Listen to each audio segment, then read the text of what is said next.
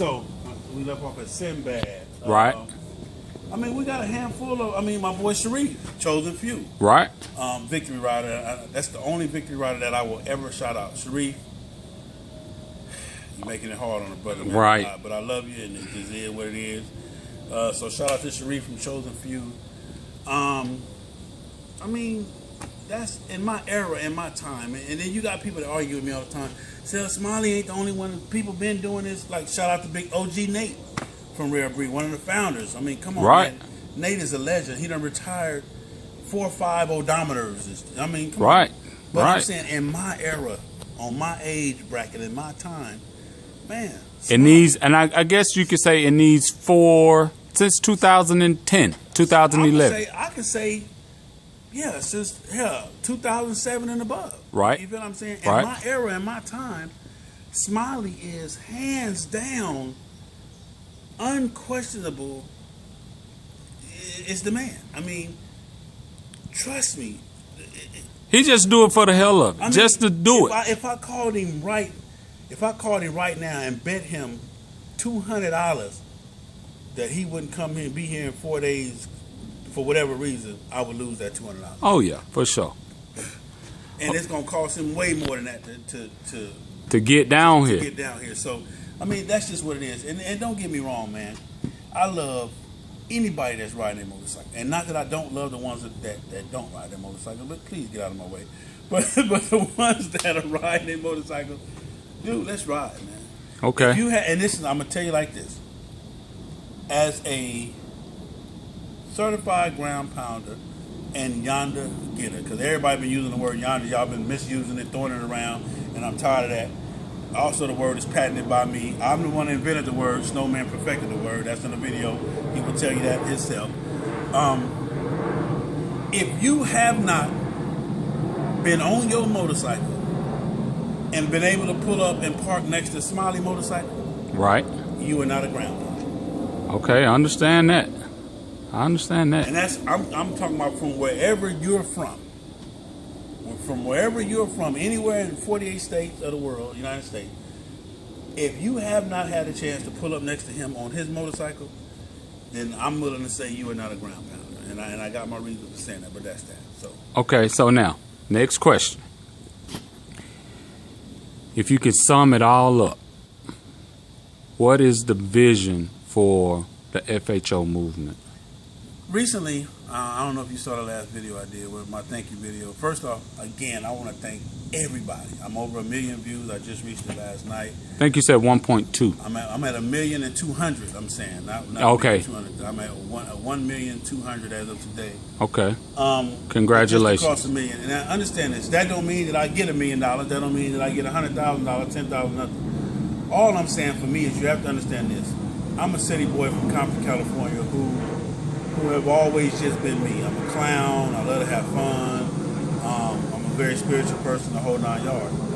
But for 1 million of my videos, for 1 million of my life journeys and trips and shenanigans to be followed, liked, and commented on, man, for me, that is amazing. And I thank God for it all. And I thank each of you for it all. Everybody who's ever watched the video, liked it, whatever, I thank you truly from the bottom of my heart. Me and the Queen do, and so that's big for me, man. I shed a couple of tears about it, and it's just the fact that hey, I'm doing me, man. And I got people that I've met, some beautiful people that I've met from all over the world, man, just because of FHO.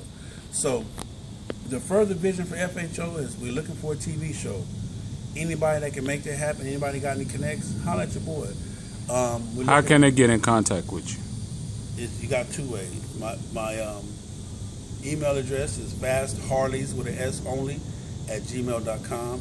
Also, there is a Fast Harleys Gmail out, so if you don't put the S on Harleys, it'll go to him instead of me. Fastharleysonly @gmail.com. You got the website, www.therealfho.com. Again, www.therealfho.com.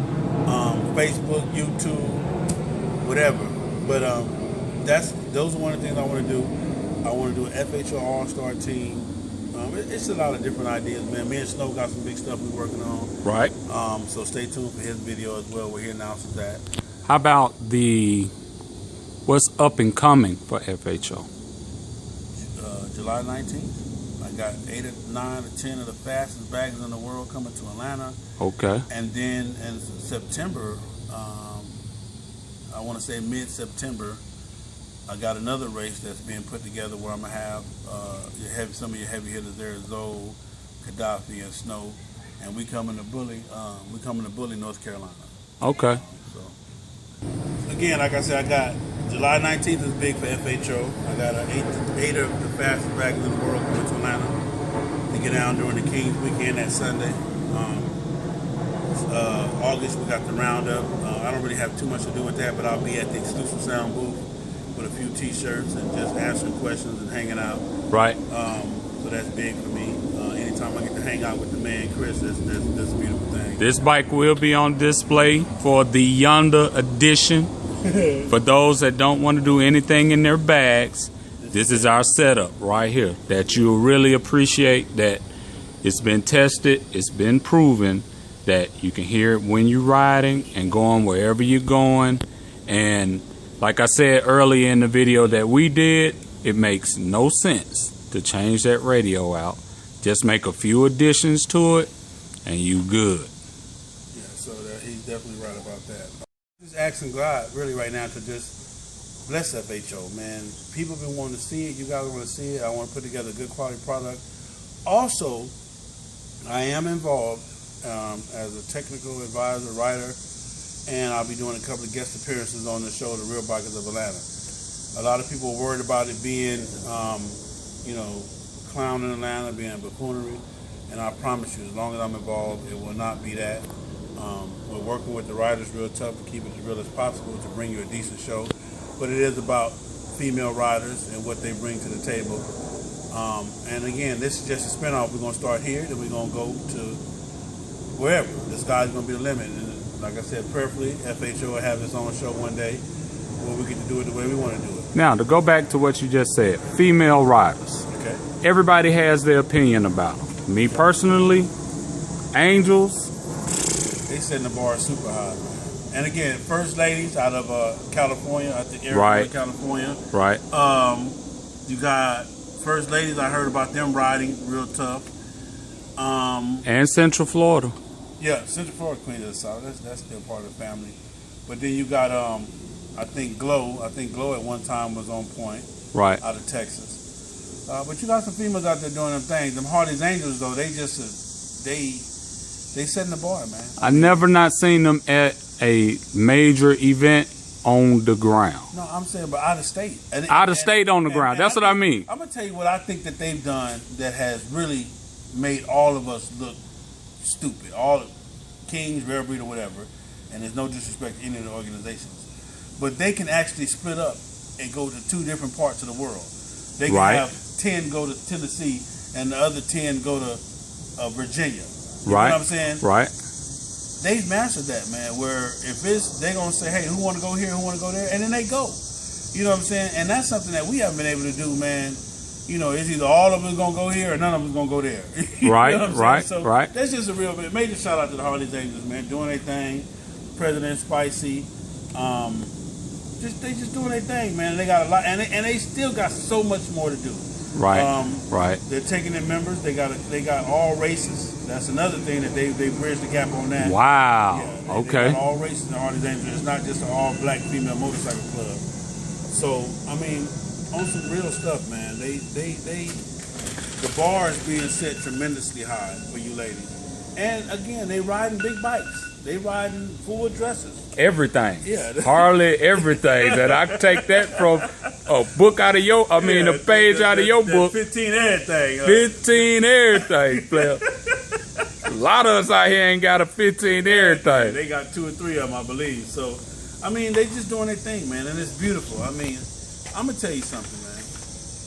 To Snowman, I did an interview with him. I call him the grandfather of Yonder. And one of the questions I asked him was, how does it feel, man, that when you wake up in the morning and turn on Facebook, people are videoing that they somewhere else? And he gave me 2 different. He said he mad as a motherfucker, number 1.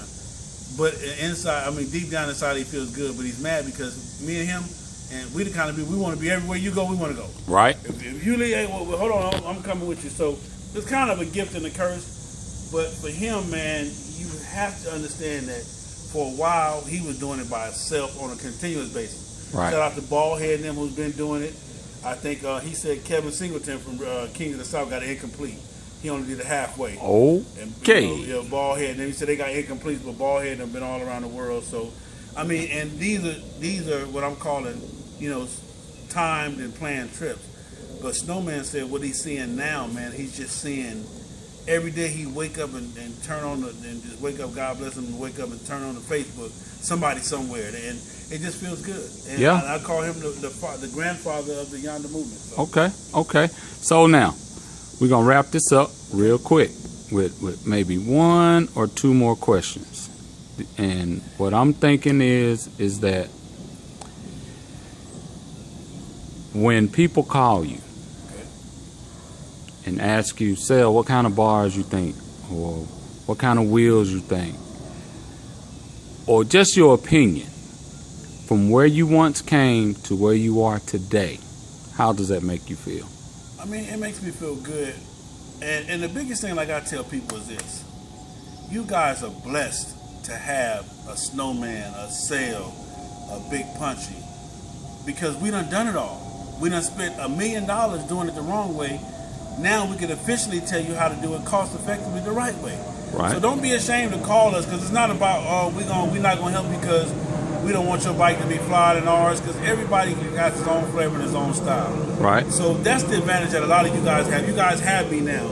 You got me where you can call me and, you know, I'm supposed to be asleep, but I'm up answering questions and taking calls.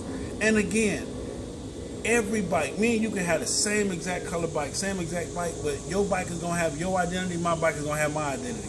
We can have the same pieces, damn near the same wheels, but your bike will have something different from my bike, and it will transcend into its own identity. So I tell people all the time, say, what kind of bars should I get? What kind of wheels should I get? Whatever you like.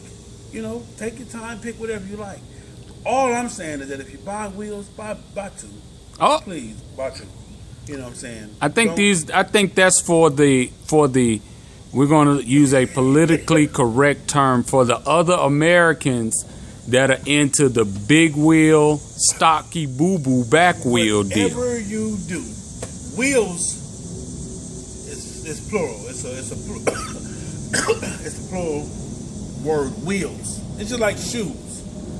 When you go get that Jordan, they don't give you just one. They give you, the a left pair. and the right. Yeah. Absolutely. So that's all I'm asking. Anybody that mess with FHO, whenever you buy a set of wheels, a set by front and the back matching. Now let me ask you this. Now you're talking about wheels, and that is important that the front and the back match. Okay.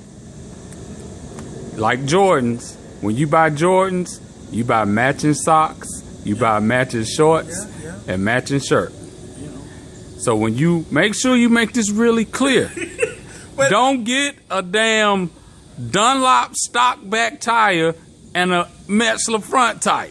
Now again, match it all the way around. As you should. If pairs. You go Avon, they make a front and back. If you go Dunlop, Michelin, whatever your choice is, understand this, man. Quit rushing to half-ass. That's going to be my statement, and that's probably going to be the title of this video.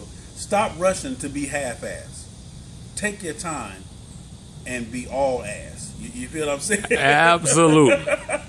And what I try to do is tell a lot of people it's a marathon. Don't try to run a race with this Harley gang, because it's not like a sport bike to where they changing it the next year. With Harleys, if you start off like with this particular bike, Sale jumped into the game. Sale jumped into the game like this. He had the chrome fork legs, CVO wheels. Wait a minute. He's talking about wheels. You see that chrome wheel up under there? That does match. So for all of you guys who think that, man, I'm gonna do stretch back so you can't see my back wheel. We can see it. We can see that shit. And that ain't, you know what I'm saying? We can see it. And when you pull up, we talking about you. You will get clowned. I'm just telling you, we might talk about you behind your back. You You might get it in front of your face if you're blessed. And don't let Queen catch you out there, because she going to get you in your face. She's very disrespectful. Absolutely. So now, with putting these things together, again, this particular Superior Blue 2015 Harley Davidson Yonder bike is one of the cleanest that I've seen, that is primarily a stock bike with bars. No motor work, a little music upgrade, slip-on pipes. You averaging close to what, a little bit over 200 or close to 200 miles on a full tank? We just went to Louisiana, and I was at like 230. But I mean, of course, we didn't stop the whole 230. I stopped with everybody else. Right. But I still had over above a quarter of a tank, and you know, to go. And according to my my tachometer, I think I had like, we were stopping at 130, anywhere between 130 and 150, and I was still having maybe damn near 80 miles, you know, before empty, 90 miles to go. So, and I know I keep saying this is the last question, but this is really the last segment or topic that I want to discuss. Okay. Your motor work on Beautiful 3, when it was set up very aggressive. You had the loud D&D performance pipe, stage one compensator, chain, all of this stuff. You had it all. From what you did to that bike to the new bike, can you appreciate what they did to the new bike versus what you did to the old bike? Your question sounded like a question of durability. I don't know if this bike is as durable yet. All I'm gonna tell you is this: it's a way better riding bike. Okay. It's easier. It's definitely made for the highway as far as the operation of the saddlebag. Because I was against all of this when I first saw the new bike. I totally hated the saddlebags, the tour pack. But now that I have one and I understand what they did, they made this bike so if you're on a highway, you ain't got to pull over to access something. Now, of course, you ain't gonna be able to pull over and turn around and make you a sandwich, and of course that's unsafe. Right. But with this bag, you can actually open it up while you're riding, like I do all the time. And the wind is gonna handle the wind, it's gonna handle whatever. Get out of here what you want to grab real quick. You ain't even got to close it back down because the wind is not gonna open it back up like the old bags. Yeah, open. they will flop open on you. This bag, if it's locked down or not, you ain't got to worry about it. So you get done with what you want to do, open it back up, put it back down, boom, and nothing has ever changed. So when you talk about the performance of the bike, as of right now, the bike rides better. They concentrated on suspension. I can tell that they concentrated on the flexibility of the bike. I can tell that, and they made the communications part of it on a whole nother level. This communication system that they got is making an ass out of the Cena or whatever else you want to get. The Harley Davidson communication setup, it kills any Bluetooth setup, any Bluetooth system that's out there, in my opinion. So they went big on that. But it was some money spent in Blue 3, man. I had over about $2,500 in just the primary. Right. From titanium clutch baskets to the attitude chain adjuster. Right. The new compensator, and oh my goodness. So I mean, it's so far with this bike. I'm praying that it is what it is, man. I got the 9-year warranty on there. 9-year warranty? Yeah, I had to have that. Yeah, let me get that. Okay, that. 9 years? I need 9. Okay. Yeah, Beautiful 3 tore the skin off my pockets. Hey, you tore the skin out of Harley Davidson 2-player, because there was a couple of times I would go into different dealerships and be like, is that sales bike? Yes, sir. When it was under warranty, they hated me. I was a nightmare, but this one right here, man, what you see is what you get. I think the only thing I'm changing on this one is the floorboard, and they are Harley Davidson floorboards. Right. And I'm done, and I'm gonna let y'all know this. Ricky Battistini is my partner's partner. Absolutely. If I wanted Battistini, trust and believe I would have Battistini. You could definitely get it.